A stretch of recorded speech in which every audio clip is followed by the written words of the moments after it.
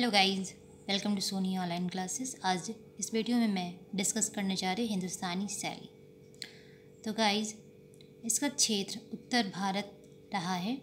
प्राचीन भारतीय संगीत परंपरा में फारसी तत्वों के प्रवेश में इस शैली का विस्तार हुआ।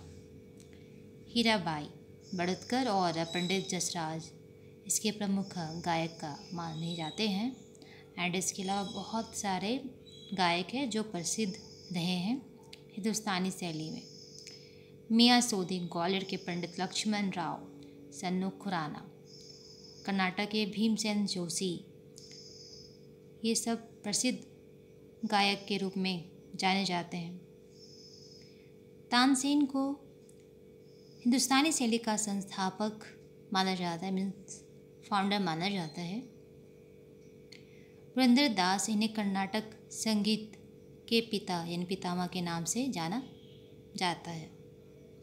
हीराबाई बड़ौदकर, पंडित जसराज, ये सभी प्रमुख गायक हैं। ध्रुपद हिंदुस्तानी शैली की प्राचीनतम रचना मानी जाती है, जिसे प्रारंभ करने का श्रेय किसे जाता है स्वामी हरिदास को। बाद में इस परंपरा को उनके शिष्य तानसेन ने आगे बढ़ाया।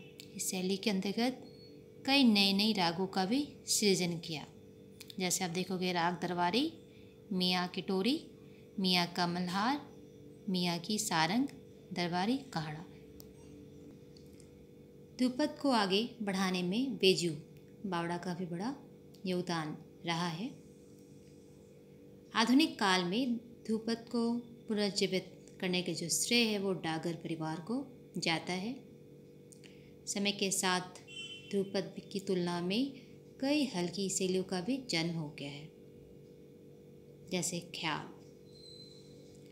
इसे प्रारंभ करने का श्रेय अमीर खुसरो को जाता है, लेकिन इसे शास्त्रीय स्वरूप सदानंद नियत खान ने दिया।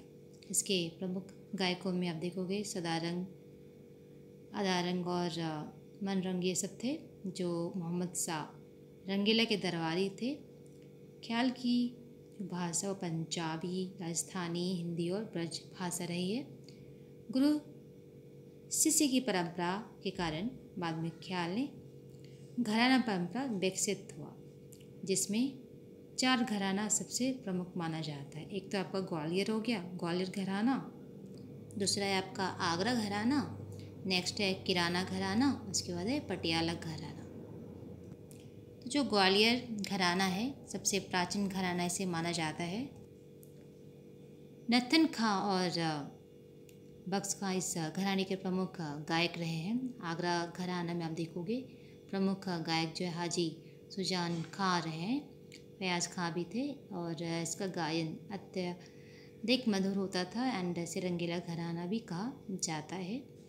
एंड जो नेक्स्ट जो घराना था किराना घराना, इसे विकसित करने का श्रेय जो है वो अब्दुल वाहिद खां और करीम खां को जाता है। ये सबसे बाद का विकसित घराना माना जाता है, लेकिन वर्तमान में सबसे प्रसिद्ध भारत रत्न विजेता पंडित भीमसेन जोशी भी इसी घराने में आते हैं। नेक्स्ट होगा पटियाला घराना। इस घराने में ठुमरी की प्रधानता है। ध्रुपद, धमर, होरी, ख्याल, टप्पा, चतुरंग, रस, सागर, तराना, सरगम और ठुमरी हिंदुस्तानी संगीत में गायन की 10 मुख्य ये सभी शैलियाँ हैं। सैद्धांतिक रूप से हजारों राग हैं, जिनमें 83 रागों को सीमित कर दिया गया है, लेकिन फिर भी उनमें से पंडित जसराज ने 6 रागों को प्राथमिक राग माना है। यहाँ पे जो हमने धमर देखा तो इसके गायन की विषय वस्तु जो है वो होली से रिलेटेड है। इसका प्रथम उल्लेख आपको संगीत शिरोमणि ग्रंथ से मिलेगा। धमर या धमार या धामर लिखा रहता है, ये तीनों है। इसका उद्देश्य गंभीरता को समाप्त कर श्रृंगार रस को शामिल करते हुए माहौल को रंगीन बनाना होता है। दूसरा इसमें आपका ठुमरी है। तो ठुमरी क्या है भाई? तो ठुमरी एक प्रकार का नृत्य गीत होता है। इसमें शास्त्रीय और लोक नृत्य दोनों तत्व विराजमान होते हैं। इसके अंतर्गत कोमल शब्दावली और कोमल रागों का प्रयोग किया जाता है। यह लखनऊ और बनारस में बहुत प्रसिद्ध है इस तरह का डांस।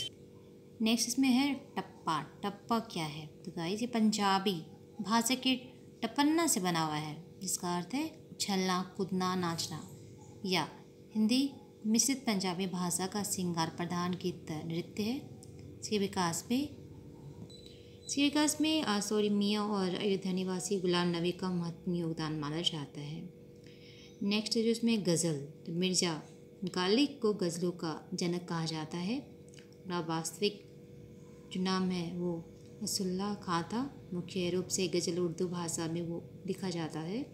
एंड इसमें गालिब, जफ़र, शकील, बदायूनी, शाही, कैफ़ी आज़मी प्रमुख हैं। अब हिंदी में भी गज़ल लिखा जाने लगा है। तो इस वीडियो के थ्रू हम देखें हिंदुस्तानी शैली कौन कौन से प्रसिद्ध गायक हैं।